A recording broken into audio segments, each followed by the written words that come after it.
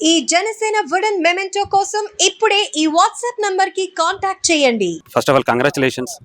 ఎలా ఉంది సార్ ఈ విజయం? ఎలా అనిపిస్తుంది? దీన్ని మీరు ఎలా తీసుకుంటారు? సంతోషంగా ఉందండి. పాలకొండ నియోజకవర్గం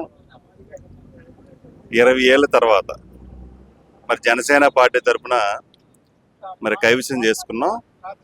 ఈ విజయంలో తెలుగుదేశం పార్టీ మన నాయకులు, కార్యకర్తలు, అలాగే బీజేపీ పార్టీ నాయకులు, కార్యకర్తలు అందరూ కూడా ఇది పంచాయతీ ఎన్నికల కంటే చాలా పకడ్బందీగా అందరూ పనిచేశారు. నాకు అంతకన్నా చాలా సంతోషంగా ఉంది. మరి పవన్ కళ్యాణ్ గారి దగ్గర మరి నాకు ఎటువంటి మాట పడనివ్వకుండా అందరూ కూడా సహకరించారు, అందరూ కూడా చేశారు. వారందరికీ కూడా మనస్ఫూర్తిగా నేను ధన్యవాదాలు తెలియజేస్తున్నాను. అంటే ముఖ్యంగా పాలకొండ అంటే ఒక వైసీపీకి ఒక మొన్నటి వరకు ఏంటంటే ఒక కంచుకోటలో తయారైపోయి అంటే ఒక కుటుంబ పాలన ఎక్కువగా సాగుతూ ఉండేది. సో దాన్ని మీరు ఈసారి అంటే గతంలో మీరు టీడీపీ నుంచి పోటీ చేసిన ఆ ప్రయత్నాన్ని ట్రై చేశారు కానీ అవ్వలేదు. కానీ ఈసారి చాలా ప్రజల నుంచి మంచి స్పందన రావటం, మీకు మంచి విజయాన్ని మంచి మెజారిటీతో తీసుకురావటం, ఈ విజయాన్ని ఎలా తీసుకుంటారు సార్? అంటే ముఖ్యంగా పాలకొండ ప్రజలు ఎందుకని ఈసారి వైసీపీని మొత్తం రాష్ట్ర వ్యాప్తంగానే పక్కన పెట్టారు? ముఖ్యంగా మీ నియోజకవర్గంలో ఎలాంటి పరిస్థితులు ఉన్నాయి? ఇప్పుడే చెప్పారు కదండి, కుటుంబ పాలన నుంచి మార్పు అనేది కోరుకున్నారు ప్రజలు, పాలకొండ నియోజకవర్గ ప్రజలందరూ కూడా. ఎందుకంటే ఆ కుటుంబ పాలనలో పాలకొండ నియోజకవర్గం పూర్తిగా అభివృద్ధి చెందలేదు. మరి ఎమ్మెల్యే కూడా పూర్తిగా మరి అభివృద్ధి విషయంలో పూర్తిగా వైఫల్యం చెందారు. మాది ప్రధానంగా గిరిజన నియోజకవర్గం. అసలు గిరిజనులకు కావాల్సింది ఏమిటి? అభివృద్ధి.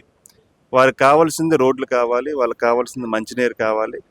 వాళ్ళ గ్రామాల్లో ఇటువంటి మౌలిక సదుపాయాలన్నీ కూడా కల్పిస్తే ఏ నాయకుడికైనా కూడా గిరిజన ప్రజలు కానీ మిగతా ప్రజలందరూ కూడా మరి విజయాన్ని అందిస్తారు. మరి ఈసారి ప్రజలు 2 సార్లు ఆవిడకి అవకాశం ఇచ్చినప్పుడు ఆ అవకాశాన్ని ఆవిడ సద్వినియోగం చేసుకోలేదు. అంటే పూర్తిగా అభివృద్ధిని మర్చిపోయి కేవలం డబ్బు సంపాదనే ధ్యేయంగా ఈ 10 ఏళ్ళు కూడా ఇసుక దందా కానీ అలాగే భూదందాలు కానీ ఇవన్నీ కూడా చేసి పాలకొండ పరువు ప్రతిష్టని మరి ఆంధ్రప్రదేశ్ రాష్ట్రంలో భ్రష్టు పట్టించింది ఈ కళావతి మాజీ ఎమ్మెల్యే. ఖచ్చితంగా ఈ నియోజకవర్గాన్ని నేను గాడిలో పెడతాను. ఖచ్చితంగా పాలకొండ నియోజకవర్గాన్ని అభివృద్ధి చేసి ఆంధ్రప్రదేశ్ రాష్ట్రంలో ది బెస్ట్ నియోజకవర్గంగా తీర్చిదిద్దడానికి నా వంతు నేను కృషి చేస్తాను. మీకు మొదటిగా అంటే మీ ఊర్లో చాలా సమస్యలు ఉన్నట్టు, రోడ్లు కావచ్చు, డ్రైనేజీ కావచ్చు, ముఖ్యంగా తాగునీరు కావచ్చు, ఇవన్నీ కూడా మొదటగా ఏ సమస్య తీసుకోబోతున్నారు? పాలకొండ అంటే గెలిచిన ఎమ్మెల్యేగా మీరు మొదటిసారిగా దేని మీద దృష్టి పెట్టబోతున్నారు? ప్రధానంగా ఉదాహరణకు మా ఊరే తీసుకుందాం.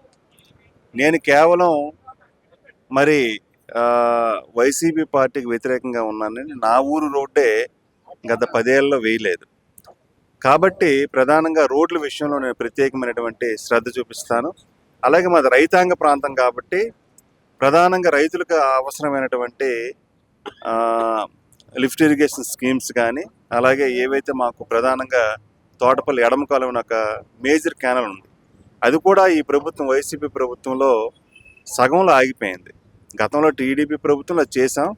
మరి ఈరోజు ప్రభుత్వం వైసీపీ ప్రభుత్వం వచ్చిన తర్వాత ఏదైతే లెఫ్ట్ ఇరిగేషన్ కెనాల్ ఉందో ఆ పనులు పూర్తిగా అంటే అవినీతిమయం అయిపోయి పూర్తిగా పనులు నాణ్యతా లోపం పనులు చేసి ఈరోజు ఆ కెనాల్ కూడా పూర్తిగా ఆపేశారు. ఇవన్నీ కూడా నాది ముందు చాలా మరి అంటే చాలా ఎక్కువైన సమస్యలు ఎక్కువగా ఉన్నాయి. ఇవన్నీ కూడా మరి ప్రాధాన్యత క్రమంలో నేను పూర్తి చేస్తానండి. పవన్ కళ్యాణ్ గారు ఏం చెప్పారు సార్ మీ నియోజకవర్గానికి సంబంధించి? మీకు అంటే ఇప్పుడు చాలా మంది ఇప్పుడు గతంలో వైఎస్ఆర్సీపీ రావడంతోనే వాళ్ళ కక్షపూర ధోరణితోనే రాజకీయాన్ని మొదలుపెట్టారు. అంటే ఈసారి మీరు ఎలా తీసుకోబోతున్నారు? మీకేం చెప్పారు పవన్ కళ్యాణ్ గారు నిన్న జరిగిన మీటింగ్ గురించి కావచ్చు, ఈ రోజు కావచ్చు? మా నాయకుడు ఎప్పుడు కూడా చాలా నిజాయితీగా చెప్తారండి.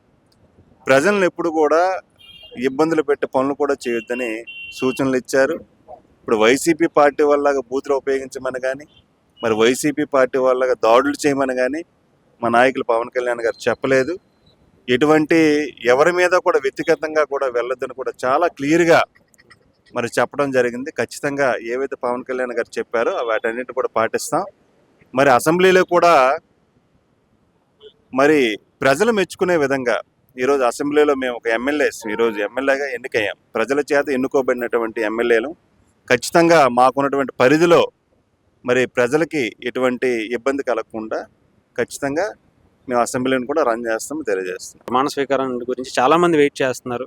ఎలా ఉండబోతుంది? మీకు చూస్తారుగా చాలా ఘనంగా మరి ప్రమాణ స్వీకారం ఘనంగా జరుగుతుంది. దీనికి ప్రైమ్ మినిస్టర్ గారు వస్తున్నారు, చంద్రబాబు నాయుడు గారు ముఖ్యమంత్రిగా మరి ఏకగ్రీవంగా ఎన్నుకోవడం జరిగింది. అలాగే పవన్ కళ్యాణ్ గారు మరి వస్తున్నారు. అందరూ ఎమ్మెల్యేస్ వస్తున్నారు. అందరూ కూడా ఘనంగా ఈరోజు కనీ విని ఎరుగని విధంగా మరి ఆంధ్రప్రదేశ్ రాష్ట్రం మొత్తం కూడా వివిధ రాష్ట్రాల నుంచి విదేశాల నుంచి అందరూ వస్తున్నారు. ఘనంగా ఈ కార్యక్రమాన్ని చేసుకుంటాం. Thank you sir, all the best, congratulation.